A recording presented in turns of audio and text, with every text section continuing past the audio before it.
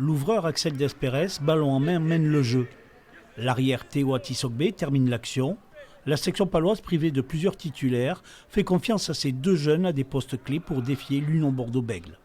Depuis que je suis à la section, on a fait le choix de joueurs premium de notre centre de formation qui ont de grandes qualités, de les exposer à beaucoup de temps de jeu. On aura un numéro 10 et un numéro 15 qui auront 21 ans de moyenne d'âge. Deux garçons de notre génération dorée de 2004. Et on est aussi très fiers qu'ils aient cette exposition demain. De la jeunesse et beaucoup d'expérience au sein du PAC. Pour gagner, la section paloise devra affronter et contrer la force des avants de l'UBB. Une opposition directe favorisée par une météo annoncée pluvieuse et un terrain gras.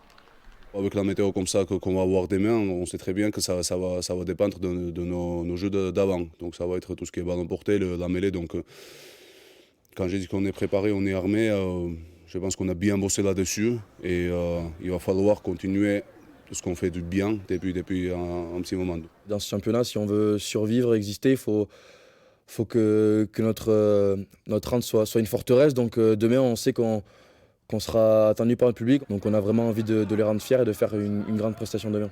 Avec la victoire contre Bordeaux, Pau 9e du top 14 pourrait encore jouer les phases finales ou se replonger dans la course au maintien en cas de défaite.